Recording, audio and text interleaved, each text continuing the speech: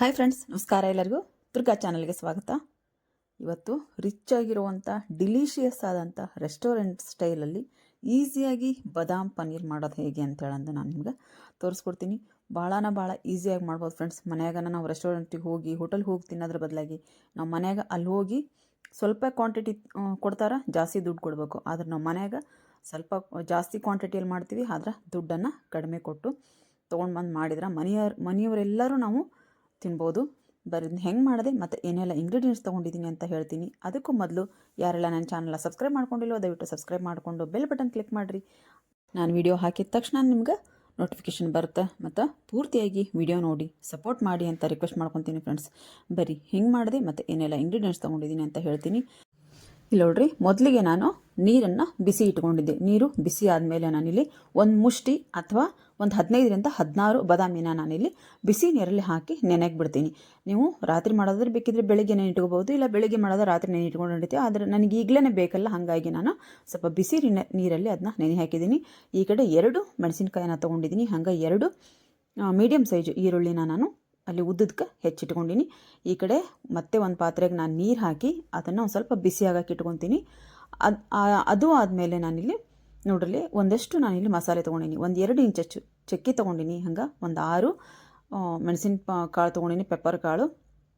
ಮತ್ತು ಒಂದು 3ರಷ್ಟು ಏಲಕ್ಕಿ ತೊಗೊಂಡಿನಿ, 3 ಏಲಕ್ಕಿ ಮತ್ತು ಒಂದು 2 ಲವಂಗಾನ ನಾನಿಲ್ಲಿ ತೊಗೊಂಡಿನಿ.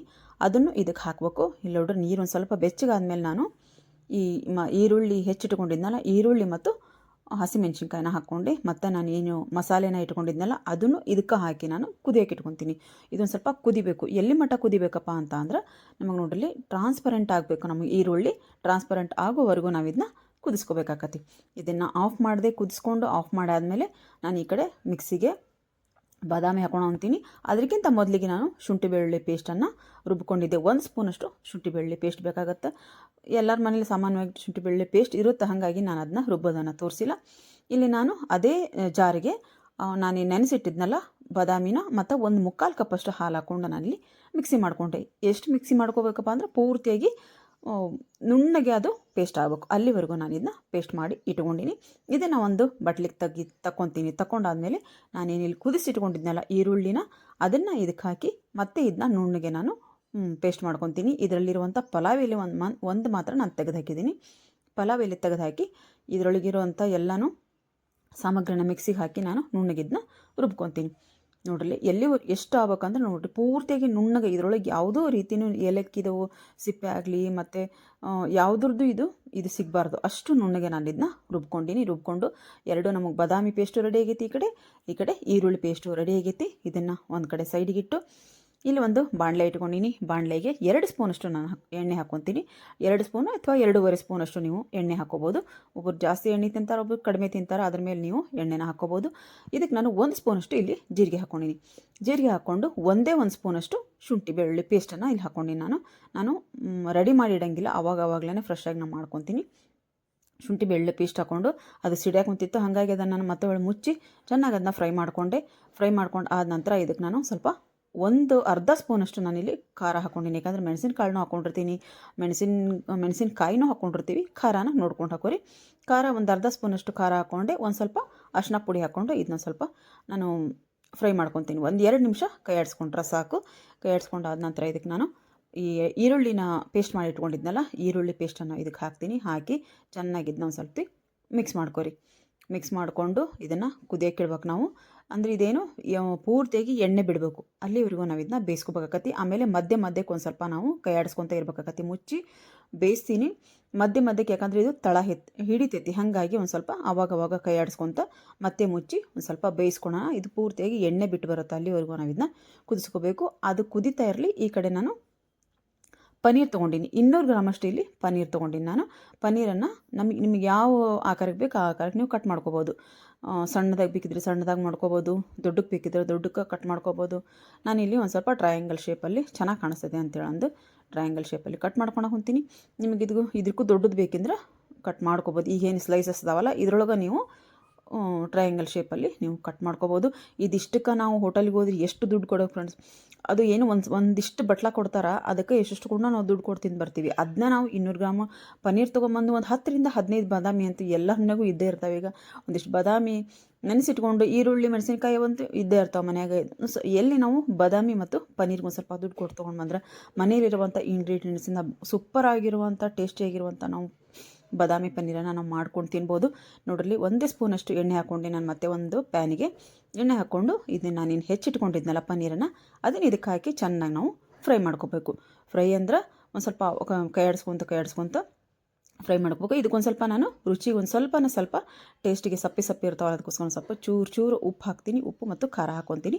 ಖಾರ ಹಾಕಿ ಫ್ರೈ ಮಾಡ್ಕೊತೀನಿ. ಸ್ವಲ್ಪ ಜೋರಾಗಿ ಇಟ್ಕೊಂಡು, ಉರಿನ ಜೋರಾಗಿ ಇಟ್ಕೊಂಡೆ ನೀವು ಇದನ್ನು ಕೈ ಆಡಿಸ್ಬೇಕಾಗತ್ತೆ. ಮಧ್ಯಕ್ಕೆ ಒಂದು ಸ್ವಲ್ಪ ಕೈ ಆಡಿಸ್ಕೊತ ಇರ್ಬೇಕು, ಯಾಕಂದ್ರೆ ತಳ ಹತ್ತೋ ಚಾನ್ಸಸ್ ಇರುತ್ತೆ. ಮತ್ತು ಸಣ್ಣದಾಗಿ ಇಟ್ಕೊಂಡ್ರೆ ನೀವು ಉರಿನ ಲೋ ಫ್ಲೇಮು ಅಥವಾ ಮೀಡಿಯಮ್ ಫ್ಲೇಮಲ್ಲಿ ಇಟ್ಕೊಂಡ್ರೆ ಏನಾಗುತ್ತೆ, ಇದು ಒಂಥರ ರಬ್ಬರ್ ಆದಂಗೆ ಆಗ್ಬಿಡ್ತೈತಿ ಪನ್ನೀರು. ಅದಕ್ಕೋಸ್ಕರ ಒಂದು ಸ್ವಲ್ಪ ಜೋರಾಗಿ ಉರಿ ಇಟ್ಕೊಂಡೆ ನೀವು ಇದನ್ನ ಫ್ರೈ ಮಾಡ್ಕೋಬೇಕಾಗತ್ತೆ. ನೋಡ್ರಿ, ಇಷ್ಟು ಚೆನ್ನಾಗಿ ಗೋಲ್ಡನ್ ಬ್ರೌನ್ ಬರೋ ರೀತಿ ನಾನು ಇಲ್ಲಿ ಫ್ರೈ ಮಾಡ್ಕೊಂಡಿನಿ. ಫ್ರೈ ಮಾಡ್ಕೊಂಡಾದ ನಂತರ ಇದಕ್ಕೊಂದು ಸ್ವಲ್ಪ ನಾನು ಬಿಸಿ ನೀರನ್ನು ಹಾಕ್ಕೊಂಡಿನಿ. ಅದು ನೀರು ಸಿಡಿದಿದೆ ಅಂತೇಳಂದು ಮುಚ್ಚಿದೆ. ಒಂದು ಸ್ವಲ್ಪ ಬಿಸಿ ನೀರನ್ನು ಹಾಕ್ಕೊಂಡು ಒಂದು ನಿಮಿಷ ಬೇಯಿಸಿದ್ರೆ ಸಾಕು. ಅದು ನೀವು ಬೇಕಿದ್ದರೆ ನೀವು ಕುದಿಸಿಟ್ಕೊಂಡಿರ್ತಾರಲ್ಲ ಈರುಳ್ಳಿ ಅದನ್ನೆಲ್ಲ, ಅದ್ರದ್ದು ನೀರು ಇದಕ್ಕೆ ಹಾಕಿದ್ರೆ ನಡೀತೈತಿ. ಅದು ಮಸಾಲೆ ಜಾಸ್ತಿ ಆಗುತ್ತೆ, ಭಾಳನೇ ಘಮ ಆಯ್ತು ನೀರು, ಅದು ಹಂಗೆ ಘಮ ಅಂತದ್ದು ನೀರು. ಅದಕ್ಕೆ ಸ್ವಲ್ಪ ಜಾಸ್ತಿ ಹಾಕಕ್ಕೆ ಹೋಗಲಿಲ್ಲ, ನಾನು ಸ್ವಲ್ಪ ಬೇರೆ ನೀರನ್ನು ಕಾಯಿಸ್ಕೊಂಡು ಹಾಕ್ಕೊಂಡಿನಿ. ಮತ್ತು ನೋಡ್ರಿ, ನಾನು ಬಾದಾಮಿ ಪೇಸ್ಟನ್ನು ಮಾಡಿಟ್ಕೊಂಡಿದ್ದೆ. ನಾನು ಈರುಳ್ಳಿದು ಎಲ್ಲ ಘಮ ಬರೋವರೆಗೂ ನಾನು ಫ್ರೈ ಮಾಡಿಕೊಂಡೆ. ಮತ್ತು ಎಣ್ಣೆ ಬಿಟ್ಟು ಬಂದಿತ್ತು, ಎಣ್ಣೆನೂ ಎಲ್ಲ ತೇಲ್ ಬಂದಿತ್ತು ಮೇಲೆ. ಅದಕ್ಕೆ ನಾನು ಬಾದಾಮಿನ ಪೇಸ್ಟ್ ಮಾಡಿಟ್ಕೊಂಡಿದ್ದೆನಲ್ಲ ಅದನ್ನು ಇದಕ್ಕೆ ಹಾಕಿದೆ.